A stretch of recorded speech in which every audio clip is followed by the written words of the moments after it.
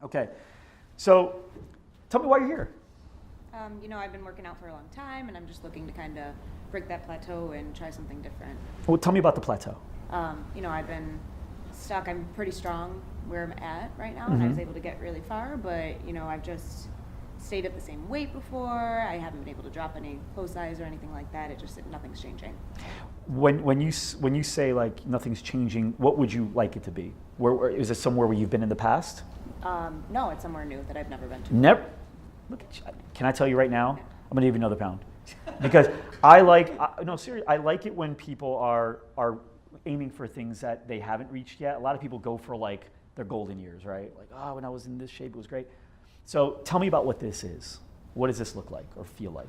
So it would be, being way stronger than I was before, and being able to perform at a higher level where, doing 80 push-ups in a minute versus doing 40 push-ups in a minute. So just give her a mic. Yeah, sorry. Oh, I am quiet. Okay. Now I feel You guys can hear me okay, right?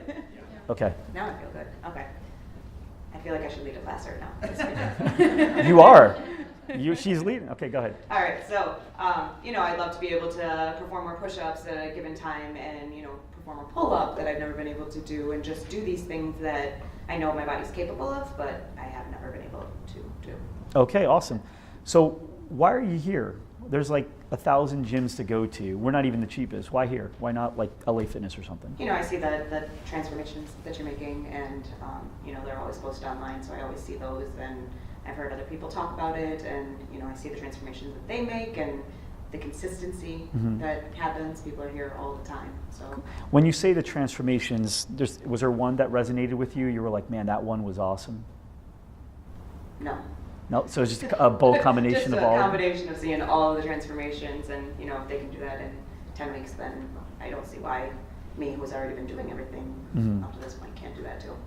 So our goal is to get you there. So it sounds like you're wanting what we already know we offer, right? Because you're looking at transformations we've done, which is really great. The problem I see, and this isn't something I'm saying you would do, but the problem I see is sometimes people achieve that and then they just kind of go back. How do you feel your personality works with that? Like once we get there, is this something that you feel you'd like to continue, or is this kind of like a bullet, like a, what do you call that thing? Bucket list item. You just want to get there and then it's okay if we go back. No, there's probably going to be a new goal after that. What would that be? I don't know yet. I have to hit the first thing. Well, let's get there real quick. So let's pretend we're there. I want to know what the next thing is. So what do you think it would be? Next thing would be finding competitions and things like that to partake in, I suppose. Why that? It should be fun. It's another challenge. So awesome. And I'm incredibly competitive. So. Uh-oh. I'm competitive too. Are we going to compete to see who's more competitive? Because I think I might win. Oh, no. I think you might win right after, but this might go. You got an hour? I know you said 30, but we might be here a while. Okay, so that's really good. But why now? Why today? Why not 6 months ago when New Year resolution was like a big thing, or why not summer when the kids get out of school? Why now? Because I thought I could do it on my own, and I tried other things. And what'd you try? Personal training and just finding different meal plans online and things like that. So trying all the different things that I could research and try, and this is the next one that I'm going to try because I haven't been able to get there yet on my own. So why do you think those failed? That's a great question.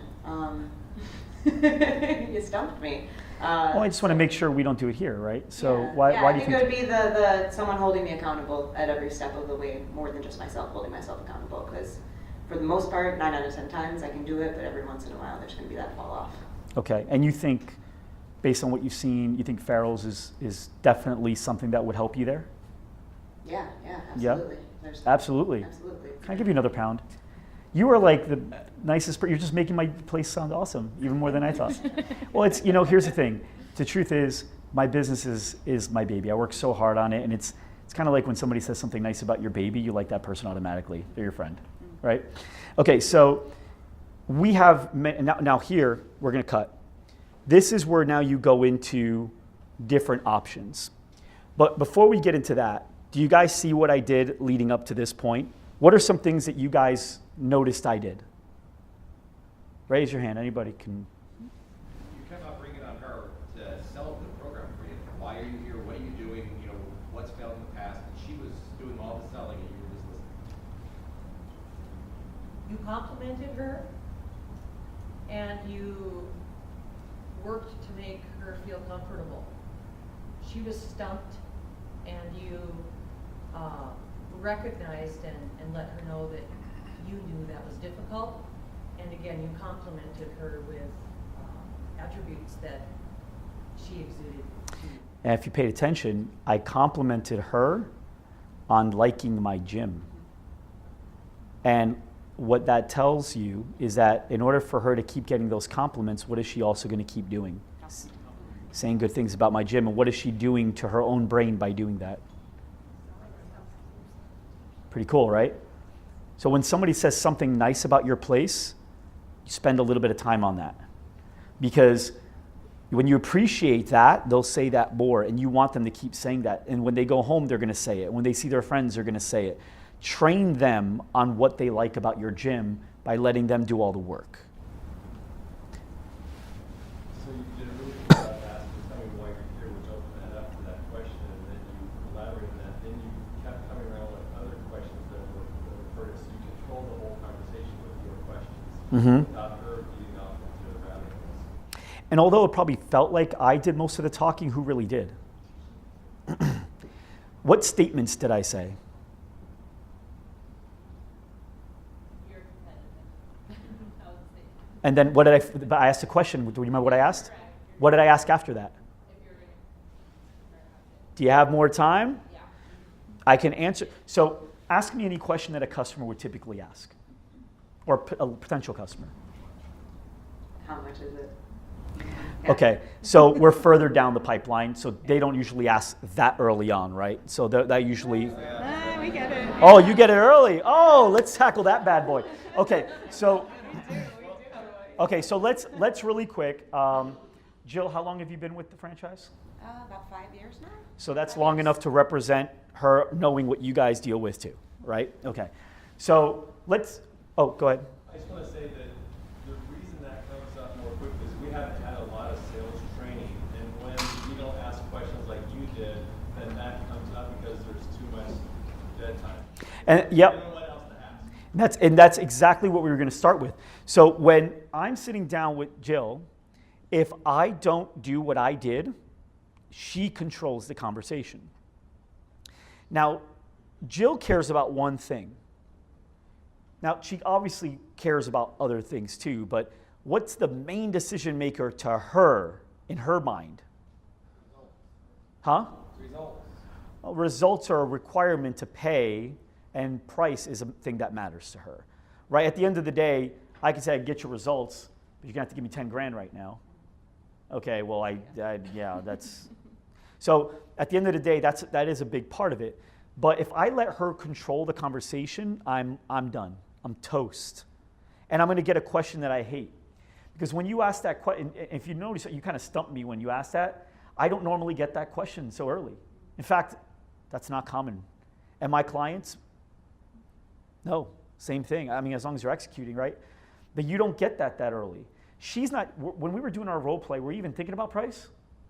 I stumped you, so what were you thinking about? What I was going to say. You were really Answer thinking. it, yeah. And also, you can tell when somebody's telling you the truth and making it up. And that tells you how good or bad you're asking your own questions. So for example, I want you to look this way, okay? I want to fall off the stage.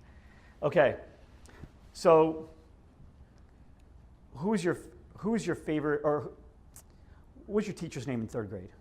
Mrs. Ridgel? Where did her eyes go? Did anybody notice? Left. That's all I need to do. Ask one question that she'd have to retrieve memory from. Now I know that's truth. Now if I were to ask her, now here it's different because she knows the game. She can control it, but if she had no control, which she will, if I were to say, what do you think would be a good matching scarf with a purple jacket and yellow shoes?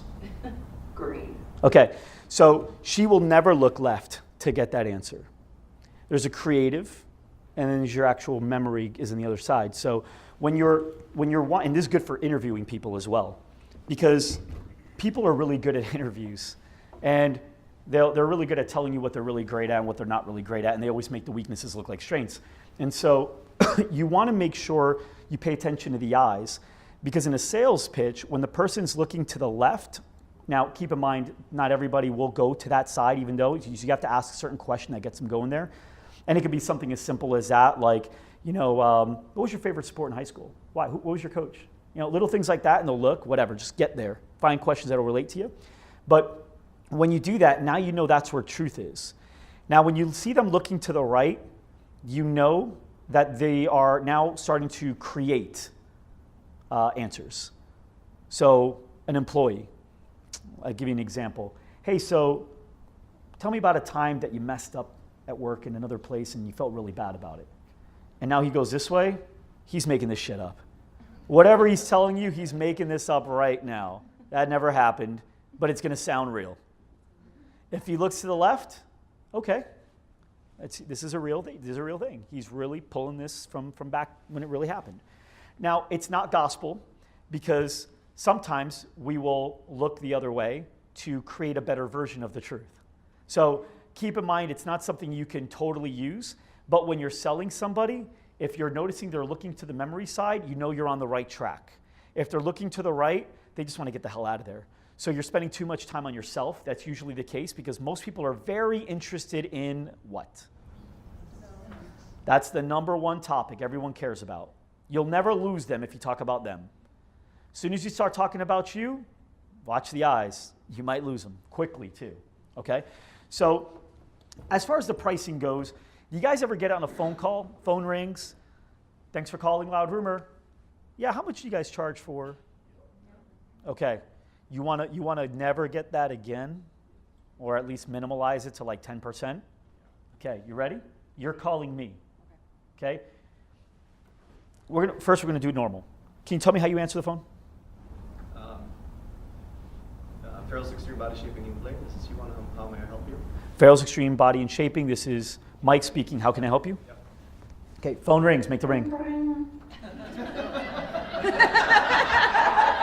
Is it 1965? Let me roll my window down. Get some air. Yeah, hold on. Hello? So, okay, we'll go with bring bring. So, thank you for calling Farrell's Extreme Shaping. This is Mike speaking. How can I help you?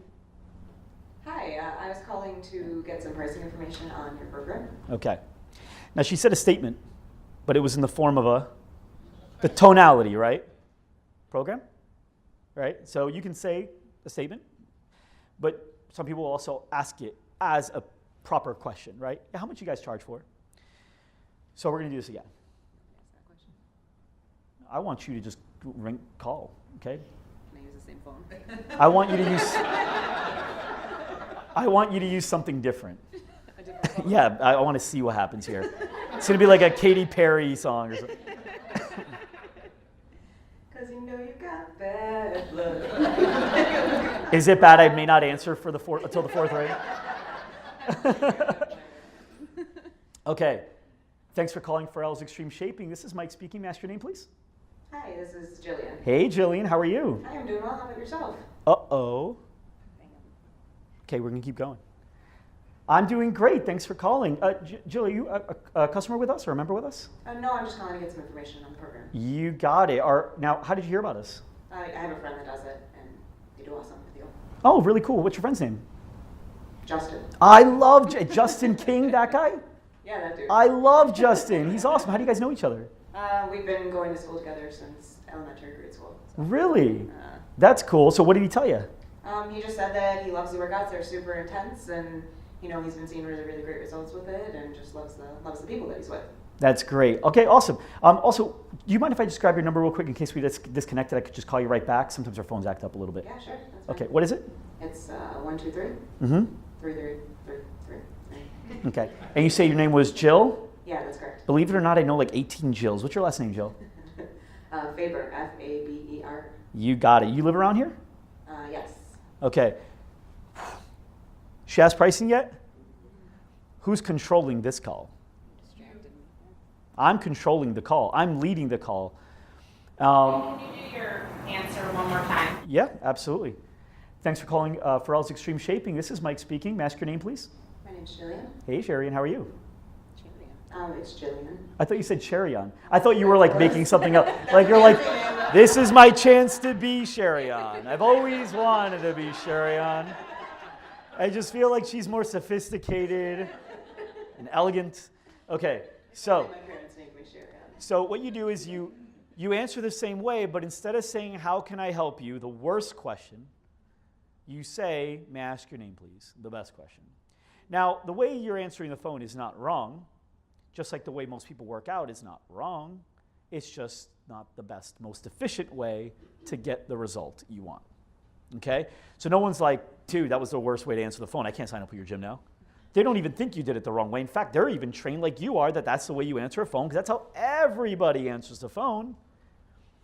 But what you want to do is lead the call. Now, as soon as you say, how can I help you? First off, just so you know, she's got a plan calling. Her plan is to ask that question. I just want to see how much they charge. So as soon as you say whatever you say, now you can answer the phone in many different ways. Thanks for calling Loud Rumor. This is Mike. Thank you for calling Loud Rumor. Mike speaking. Thanks for calling Loud Rumor. Mike speaking. How can I help you? Right? All different popular ways to answer the phone. You're expecting something like that as a caller. And so when you're expecting that, you just go into your question. But I hit you with something you weren't expecting. I threw your whole game off. Your plan is shot, and now I'm running the show. And I'm asking you questions about me. So it's still interesting to you. In fact, it's probably more interesting than before. We're probably going to actually have a better conversation than we would have before. Because here's the thing that sucks about the way we answer, as most businesses, is that when you ask me that question, I hate it. Do you guys hate getting that question right off the bat? And naturally, what we want to do is we want to build value first so that that question, the answer to that question, seems more reasonable. And the only way to get there is by me asking you questions, right? So this is common. Thanks for calling Pharrell's Extreme Shaping. This is Mike speaking. How can I help you? Hi, I'd like to know how much the program costs. Oh, awesome. Have you been here before, right? You'll do something like that, right? Or how'd you hear about us? Or well, what are you looking to get? Or something similar, right? You ask another question to not answer that question, but find a way to start building value. Now, here's the thing you don't know. There's a lot of things that the subconscious mind can't stand, pet peeves that everyone has in common. One of them being answering my question with a question without me getting the answer to my question. Do you guys like it when people do that? Ask me what time I'm going to be home tonight. What time are you going to be home? What time are you going to be home tonight? Ugh. Ask me a question. Ask you the same question. What time are you going to be home tonight? Why? Ah!